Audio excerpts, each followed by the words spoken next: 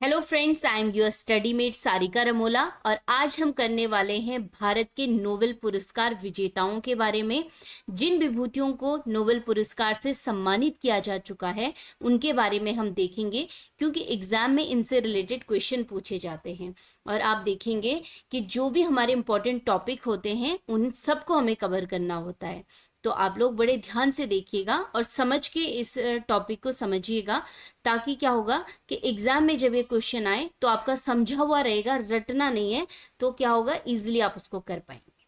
ठीक है, तो अब क्या करेंगे, हम स्टार्ट कर लेते हैं और देखते हैं किन किन को नोबेल पुरस्कार से सम्मानित किया जा चुका है। सबसे पहले बात करेंगे रविंद्रनाथ टैगोर की।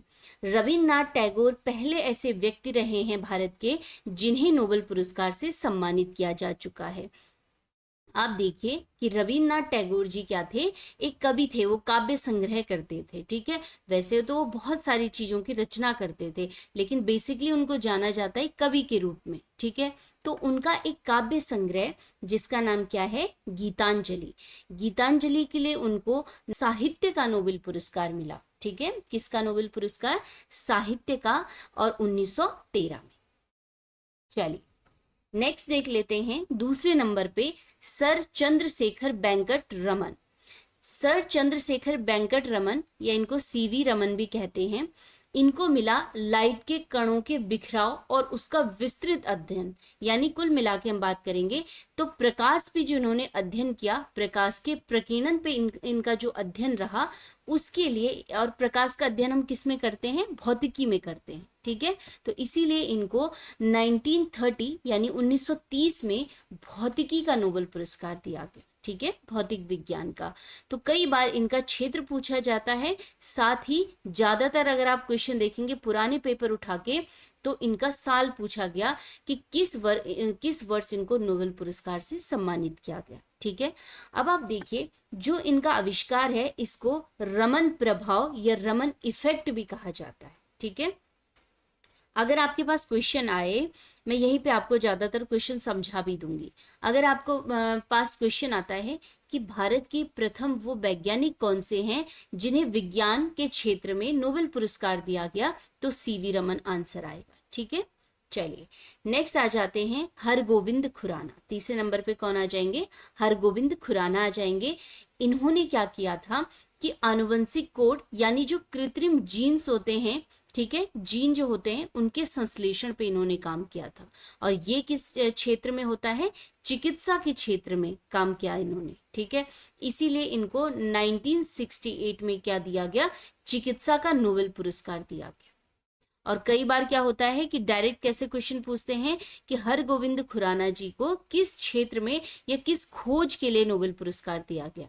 तो आपको पता होना चाहिए कि आनुवंशिकी कोड की व्याख्या और प्रोटीन संश्लेषण और उसमें जो उन्होंने कार्य किया है उसके लिए उन्हें चिकित्सा का नोबेल पुरस्कार दिया गया 1968। चलिए नेक्स्ट आ जाती है मदर टेरेसा। मदर टेरेसा की बात करेंगे तो वर्तमान मैसिडोनिया में जन्मी इस महान नारी ने अपना पूरा का पूरा जीवन कलकत्ता में जो कुष्ठ रोगी थे और जो गरीब लोग थे उनकी सेवा में लगा दिया। पूरे जीवन भर इन्होंने केवल और केवल क्या किया, सेवा की। और पेशे से क्या थी, एक नर्स थी। ऐसे क्वेश्चन भी पूछे जाते हैं। ठीक है, पेशे से नर्स थी और अपना पूरा का पूरा जीवन दिया इन्होंने कोलकाता में।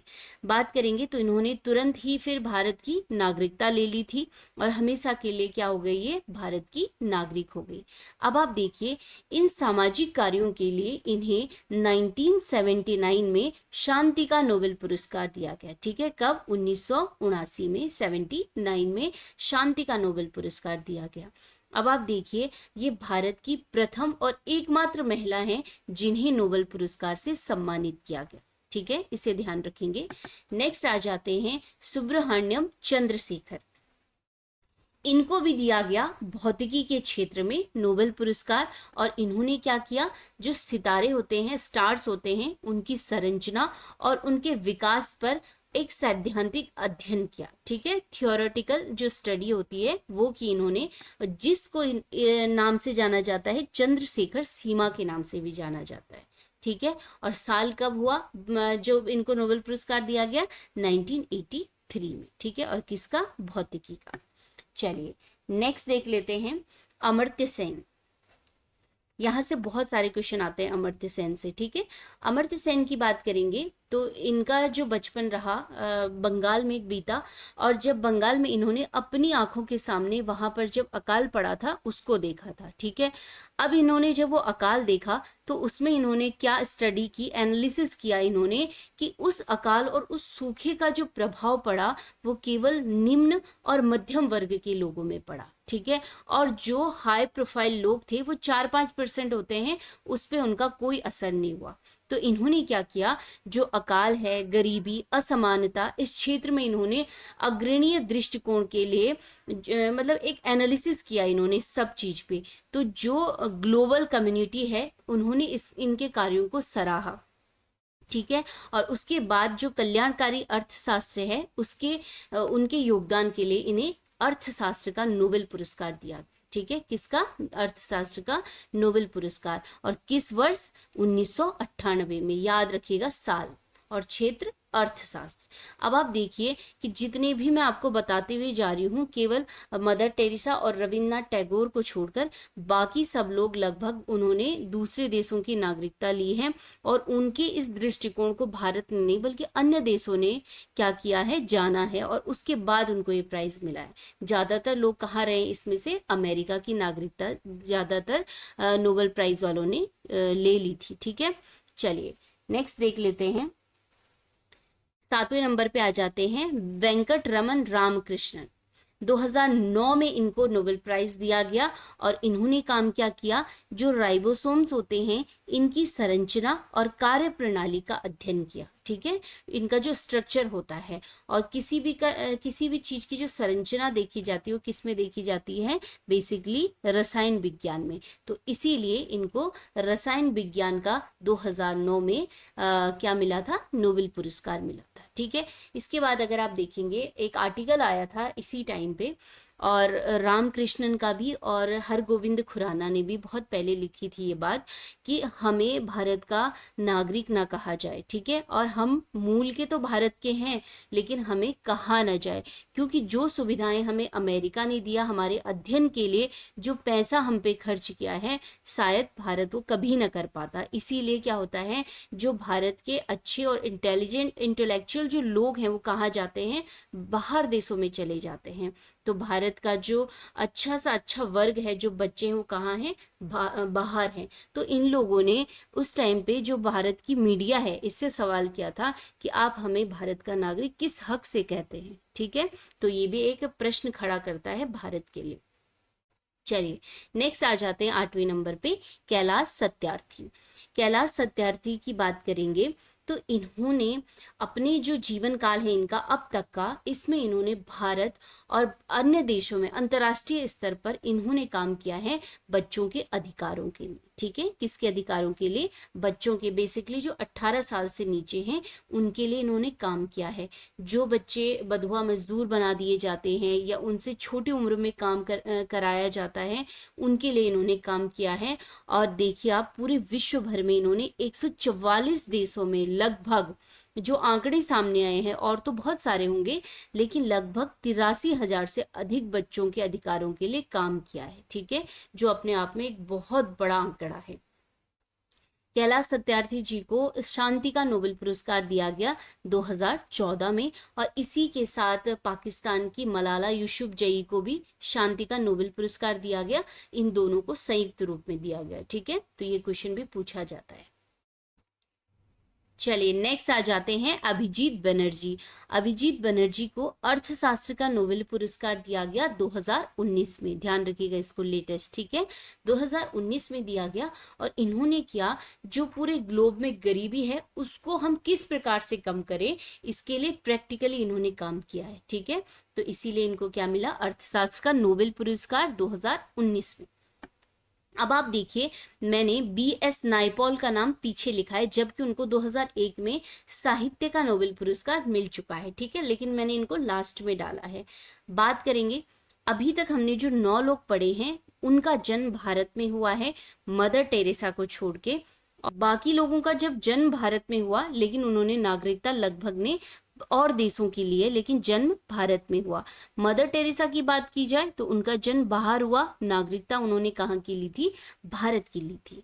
अब जो बीएस नायपॉल हैं, जिन्हें साहित्य का नोबेल पुरस्कार मिला था 2001 में, उनका ना जन्म भारत में हुआ और ना ही उनकी नागरिकता भारत की है, लेकिन उनका जो मूल है, उनके जो ग्रैंड पेरेंट्स रहे हैं वो कहाँ रहे हैं, भारत में रहे हैं। ठीक है, तो इसीलिए उनको भारतीय मूल का कहा जाता है। तो ये भी इसमें इंक्लूड होंगे। और इनको साहित्य का मिला वो मैंने आपको बता दिया। कई बार इनका पूरा नाम पूछ लिया जाता है, तो इनका पूरा नाम है विद्याधर सूरज प्रसाद नाइपॉल। ठीक है, और ये भारतीय मूल के तो हैं, लेकिन ब्रिटिश नागरिक हैं और ब्रिटिश यानी अंग्रेजी लेखक भी हैं। ठीक है, तो चलिए, ये तो थे 10 लोग जिनको नोबेल पुरस्कार दिया गया। और अब हम देख लेते हैं कुछ क्वेश्चन आंसर। ठीक है, अब बाकी मैंने आपको बता भी दिया है कि कैसे कैसे क्वेश्चन पुट अप होते हैं। फिलहाल हम बेसिक क्वेश्चन देख लेते हैं जो बहुत बार पूछे जाते हैं। ठीक है, चले एमसीक्यूज देख लेते हैं हम। पहला क्वेश्चन है, नोबेल पुरस्कार किसकी याद में दिया जाता है? तो इसका राइट आंसर क्या हो जाएगा, अल्फ्रेड नोबेल की याद में दिया जाता है। और इन्होंने क्या किया था, डायनामाइट की खोज की थी। ठीक है, कई बार क्वेश्चन भी आता है कि डायनामाइट की खोज किसने की थी, तो अल्फ्रेड नोबेल ने। नेक्स्ट क्वेश्चन है, नोबेल पुरस्कार किस वर्ष से देने प्रारंभ किए गए? तो इसका राइट आंसर क्या हो जाएगा, 1901 से दिए जाने स्टार्ट किए गए। नेक्स्ट क्वेश्चन है, नोबेल पुरस्कार की शुरुआत किस फाउंडेशन के द्वारा की जाती है? तो राइट आंसर है बी, नोबेल फाउंडेशन द्वारा। चलिए, नेक्स्ट क्वेश्चन है, पहले कितने क्षेत्र में नोबेल पुरस्कार दिया जाता था? तो सबसे पहले जब नोबेल पुरस्कार दिया जाने लगा तो 5 क्षेत्रों में नोबेल पुरस्कार दिया जाता था। ठीक है, चलिए नेक्स्ट क्वेश्चन है, नोबेल फाउंडेशन का उद्देश्य क्या है? 4 ऑप्शन है इसमें और बच्चे कंफ्यूज कर लेते हैं, लेकिन हम कह रहे हैं केवल नोबेल फाउंडेशन की बात कर रहे हैं। तो वो क्या करता है, केवल और केवल नोबेल पुरस्कारों को आर्थिक रूप से संचालन करना उसका काम है। ठीक है, बाकी और काम और संस्थाओं जो उसमें और एजेंसी है उनका है, इसका काम केवल आर्थिक रूप से संचालन करना है। और नोबेल फाउंडेशन में जो पैसा सबसे ज्यादा देते हैं, कौन देता है, अमेरिका देता है। ठीक है, चलिए नेक्स्ट है, वर्तमान में नोबेल पुरस्कार कितने क्षेत्रों में दिया जाता है? ठीक है, पहले जो 5 क्षेत्र मैंने बताए थे, जब स्टार्ट हुआ था तब 5 क्षेत्र थे, और वर्तमान में कितने क्षेत्र हैं, 6 क्षेत्र हैं। और अब मैं आपको बताऊंगी कौन कौन से, नोट डाउन कर लीजिएगा। सबसे पहले देखिए आप, साहित्य लिखते जाइए, साहित्य। ठीक है, दूसरे नंबर पे आ जाएगा भौतिकी यानी भौतिक विज्ञान, चिकित्सा,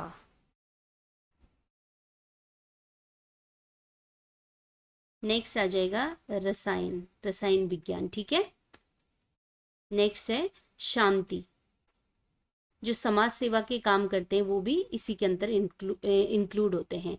और लास्ट में आ जाता है अर्थशास्त्र। ठीक है, तो ये 6 क्षेत्र हैं जहां नोबेल पुरस्कार दिया जाता है, जिन क्षेत्रों में। अब बहुत सारे क्षेत्र इन क्षेत्रों में इंक्लूड किए जाते हैं। चलिए नेक्स्ट देख लेते हैं, नोबेल पुरस्कार प्राप्त करने वाले पहले भारतीय कौन थे? तो राइट आंसर क्या हो जाएगा, रविंद्रनाथ टैगोर, 1913, और क्षेत्र साहित्य, और किसके लिए, गीतांजलि के लिए। चलिए नेक्स्ट क्वेश्चन है, नोबेल प्राइज पाने वाली प्रथम भारतीय महिला कौन है? ठीक है, तो प्रथम भारतीय महिला और एकमात्र भारतीय महिला वो कौन हो जाएंगी, मदर टेरेसा। और मदर टेरेसा को 1979 में दिया गया, और किस क्षेत्र में, शांति के क्षेत्र में। ध्यान रखिएगा, पर्टिकुलर अलग अलग करके भी क्वेश्चन पूछ लिए जाते हैं। चलिए नेक्स्ट क्वेश्चन है, अर्थशास्त्र के क्षेत्र में नोबेल पुरस्कार की शुरुआत कब की गई? तो आप देखिए, मैंने आपको बोला जब नोबेल पुरस्कार दिए गए तो 5 क्षेत्रों में दिए गए, और अभी मैंने कहा कि वर्तमान में 6 क्षेत्रों में दिए जाते हैं। ठीक है, तो 6वां जो जोड़ा गया क्षेत्र, वो जोड़ा गया कौन सा, अर्थशास्त्र को जोड़ा गया। ठीक है, तो शुरुआत कब की गई इसकी, 1968 में। अब बहुत सारे गूगल की साइड में जाओ या बहुत सारी जो बुक्स लेते हैं आप लोग, उसमें 1967 दिया हुआ है, लेकिन वो ठीक नहीं है। राइट आंसर क्या है, 1968 है, जब शुरुआत की गई। ठीक है, अब दूसरा क्वेश्चन देखिए, बहुत इंपॉर्टेंट, अर्थशास्त्र में पहली बार नोबेल पुरस्कार कब दिया गया? घोषणा कब की गई? शुरू किया गया 1968 में और दिया गया 1969 में, ठीक है। और जब ये दिया गया तो पहली बार नोबेल पुरस्कार दिया गया फ्रिक्स और जॉन टिनबर्गेन को दिया गया, ठीक है। चलिए नेक्स्ट क्वेश्चन है, रविन्द्रनाथ जी को किस वर्ष व किस क्षेत्र में नोबेल पुरस्कार दिया गया? ये क्वेश्चन भी काफी बार पूछा गया है, तो मैंने आपको बताया 1913 साहित्य का। चलिए नेक्स्ट क्वेश्चन है, सीवी रमन को किस वर्ष नोबेल पुरस्कार से सम्मानित किया गया? तो 1930 में। और किसके लिए? रमन इफेक्ट के लिए, भौतिक के क्षेत्र में, भौतिक विज्ञान के क्षेत्र में। चलिए नेक्स्ट क्वेश्चन है, 2 बार नोबेल पुरस्कार जीतने वाली प्रथम महिला। 4 ऑप्शन है, तो इसमें आप देखिए तो इनमें से कोई नहीं, क्या जाएगा? इनमें से कोई नहीं, क्योंकि राइट आंसर क्या आ जाएगा? Madam Curie. मैडम क्यूरी को 2 बार नोबेल पुरस्कार मिला, 2 बार, और दोनों बार अलग अलग, एक बार भौतिकी में और दूसरी बार रसायन में। इसे ध्यान रखेंगे, ठीक है। मैडम क्यूरी को 2 बार मिला। चलिए नेक्स्ट क्वेश्चन है, नोबेल पुरस्कार से सम्मानित किए जाने वाले सबसे कम उम्र के व्यक्ति या महिला, कोई भी हो सकते हैं, कौन है? तो इसका राइट आंसर क्या हो जाएगा? मलाला यूसुफजई को मिला मात्र 17 वर्ष की उम्र में। और कब? 2014 में। और किस क्षेत्र में? शांति के क्षेत्र में दिया गया, मैंने आपको पहले ही बताया। और संयुक्त रूप से किसके साथ मिला था? कैलाश सत्यार्थी के साथ मिला था, ठीक है। चलिए दूसरे नंबर के नोबेल, जो सबसे कम उम्र के नोबेल पुरस्कार विजेता हैं, उनका भी मैं बता देती हूँ, वो लॉरेंस ब्रेग हैं। और 25 वर्ष की उम्र में उनको भौतिकी का नोबेल पुरस्कार दिया गया था, ठीक है। चलिए लास्ट क्वेश्चन है, नोबेल पुरस्कार किस तिथि को दिया जाता है? तो इसका राइट आंसर क्या हो जाएगा? 10 दिसंबर को दिया जाता है, जब अल्फ्रेड नोबेल की पुण्यतिथि है इस दिन पे, ठीक है, 10 दिसंबर को। और साथ ही मैं आपको बता दूं कि जो नोबेल पुरस्कार की घोषणा होती है वो अक्टूबर में हो जाती है, पर दिया कब जाता है? 10 दिसंबर को दिया जाता है, ठीक है। तो ये टॉप 15 क्वेश्चन थे जो नोबेल पुरस्कार से रिलेटेड, जो भारतीय लोग हैं उनसे पूछे जाते हैं बेसिकली, ठीक है। और 1-2 और बेसिक क्वेश्चन जो काफी बार पूछे गए हैं। तो इम्पॉर्टेंट टॉपिक है, इसको नज़रअंदाज करने की बिल्कुल ज़रूरत नहीं है, क्योंकि मैंने आपको हमेशा बोला है कि एक एक नंबर क्या होता है, बहुत इंपॉर्टेंट होता है। चलिए मिलते हैं हम नेक्स्ट वीडियो में, तब तक के लिए धन्यवाद।